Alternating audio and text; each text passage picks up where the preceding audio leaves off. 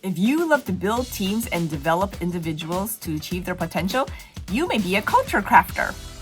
In this series, we look at leadership superpowers because when you know what your leadership superpower is, you can leverage it in order to become a more effective leader. And so today we are looking at culture crafters. So culture crafters are great at building culture. They create cultures that people love working there because they feel heard, they feel understood, they feel valued. They know that their contribution matters.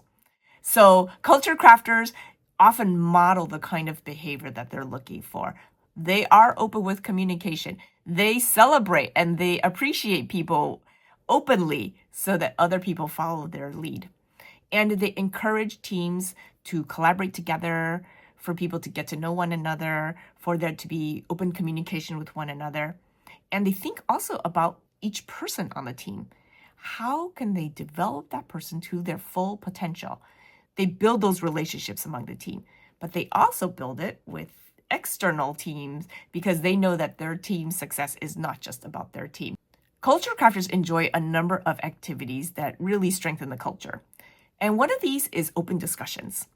Because to culture crafters, it's really important to have the team communicating with each other. They want people to feel valued and to feel that their opinion matters. So they will encourage people to speak up and to share what is on their mind.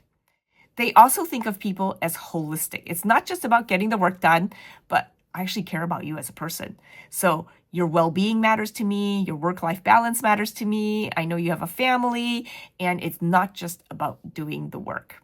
They think about the development of individuals. So it's not just where you are now, but also where are you going? And how can I support you in that goal? What types of things, what types of training, what types of experiences would really help you to be able to get to that next level?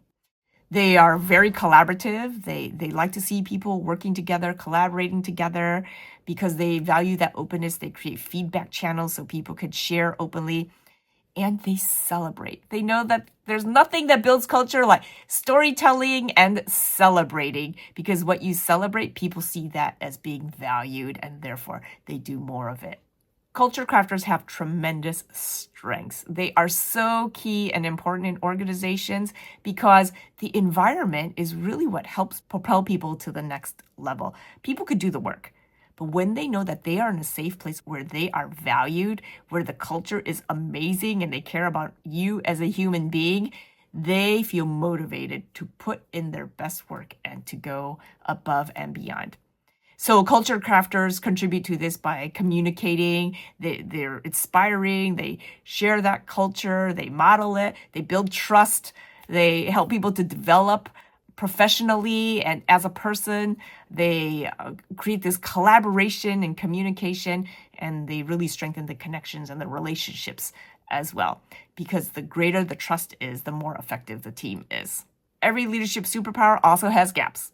So the culture crafter, because they're so people-oriented, sometimes that can come at the expense of performance. And because they like this consensus, they like people to get along, and sometimes that's difficult to achieve, it will slow things down. The decision-making might get bogged down because somebody is unhappy. And culture crafters sometimes have difficulty with boundaries because they value the harmony. They want everyone to get along. And so it's hard to make somebody do something if they disagree with you because that's just not the way they're wired. And as a result, they can overlook the efficiency in order to create a better environment where everybody is happy. Now, leaders can become more effective when they partner with other people who have different superpowers. So I recommend that you partner with an ecosystem architect. The ecosystem architect is the one who is the more strategic side of thinking, where they're able to take that big picture, translate it down to plans and systems and processes in order to get the work done. And so because you are more people-oriented, partnering with somebody who is more strategic and task-oriented is a great partnership because both of you bring your strengths to the table. That way, the team not only has this great environment to flourish in, but also can focus on getting the task done. If you would love to find out what your leadership superpower is, head on over to terraformleader.com, take the Discover Your Leadership Superpower quiz, and you will find out what your superpower is. And that way you can leverage it in order to have a more effective team and to be a more effective leader.